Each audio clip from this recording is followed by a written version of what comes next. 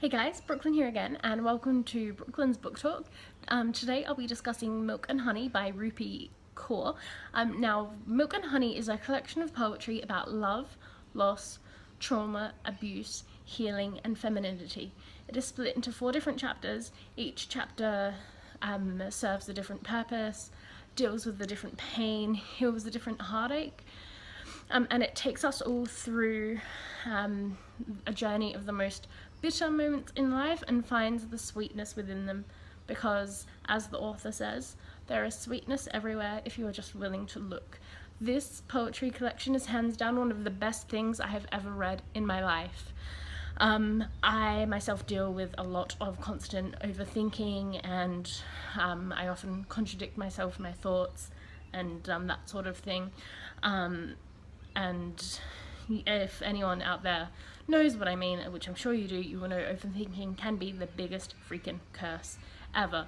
This book definitely helped me see a lot of things, and it really just inspired me to the core. It opened up my soul, as poetry often does, and just seeped into my heart, and I will treasure these words forever.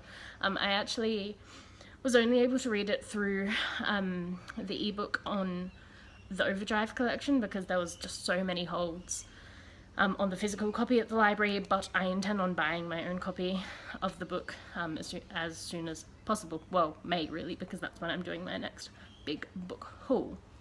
So as I said, every bit of this poetry collection was just so uplifting and perfect and beautiful, and this author is perfect. The words were amazing, and I'll read out some excerpts shortly. I will say that each each part of the poetry in the chapters was accompanied by a different diagram. Some have said that the diagrams have been a bit too explicit or graphic. At first I thought they were a bit discerning, but then I saw the importance of them and how emotive they were and how they just fitted into the respective poem, and they were so symbolic. It is beautiful. Now if we start with, I'll just talk you through bits and pieces, but chapter 1 is the hurting, and it starts by saying, "How is it so easy for you to be kind to people?" he asked. Milk and honey dripped from my lips as I answered, "Because people have not been kind to me." And it's even just from that little bit, you know, that we have a real background already into the author, you know. She was never, like, people had never been kind to her, so she didn't want people to feel that feeling, so she decided to do the opposite to people. And then she talks about her first kiss. The first boy that kissed me held my shoulders down like the handlebars of the first bicycle he ever rode. I was 5. Isn't that just powerful in 6 little lines? Just so amazing. And it just goes on and talks about how she was, you know, sort of exploited by these men at such a young age. And it just brings one to tears, you know, when one reads, "He was the first boy to teach me my body was forgiving to those that wanted that I should feel anything less than whole." It's just so poignant, you know.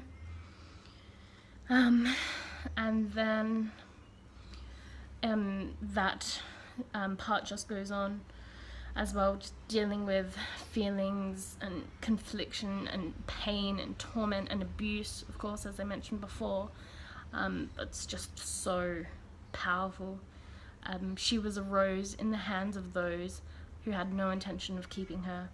Every time you tell your daughter you yell at her out of love, you teach her to confuse anger with kindness, which seems like a good idea, till she grows up to trust men who hurt her because they look so much like you. That is to fathers with daughters, and that's just so effective, I think, and just real, you know. And also talking more about, you know, that rape and abuse theme, Sex takes the consent of two.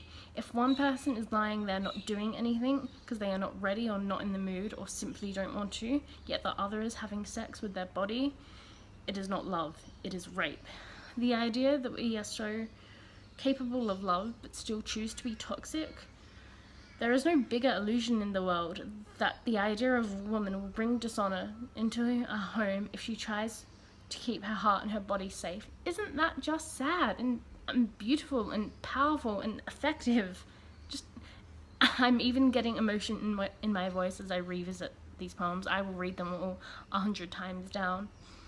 And then we move on to the loving, and these poetries here are just all about love and everything. It's just amazing. What am I to you, he asks. I put my hands in his lap and whisper, you are every hope I've had in human form. Each sort of poem here goes from, from what my interpretation is, a little girl, observing that her mother is pregnant with a second child, and sort of her trying to understand that, and then sort of evolving into a more mature girl and dabbling in relationships and things. But each poetry again is so illuminating. I know I should crumble for better reasons, but have you seen that boy? He brings the sun to its knees every night. I just think that's really poetic as well. A letter to my future lover. You are the faint line between faith and blindly waiting. There's a lot of amazing contradictions here too. And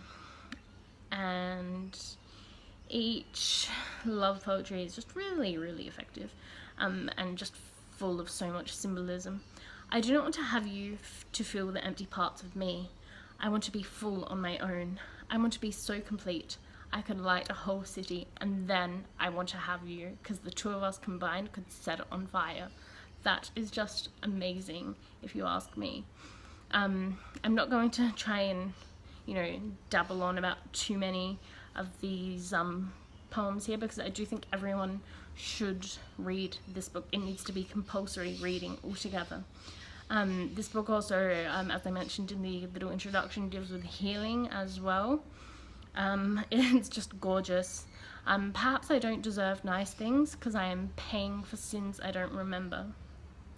And I love, this is just so uplifting as well. You must enter a relationship with yourself before anyone else. Accept that you deserve more than painful love. Life is moving. The healthiest thing for your heart is to move with it. And that is from also The Healing. The poetry collection closes with a letter from me to you, as it's titled, and it's just so, I was practically in tears. I'll just read out the first part.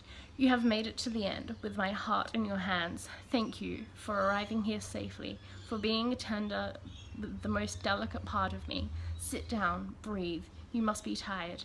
Let me kiss your hands, your eyes. They must be wanting something sweet. I am sending you all my sugar. And it just goes on, and it's just so effective. And wow, I'm still, as I said before, in awe of this woman for writing this poetry, and I must explore her biography more as well. And I know there's some interviews on YouTube and whatnot with her, so I can't wait to watch them and just, hear this woman talk once again. This poetry collection felt so personal, and it actually felt like I was sitting down and she was, I could almost just visualize a voice to match up with the poetry, and it's just perfection. Everyone, please read this book. You will not regret it. Thank you guys. I hope you have a lovely day, and stay tuned for another one of Brooklyn's book talks. See you.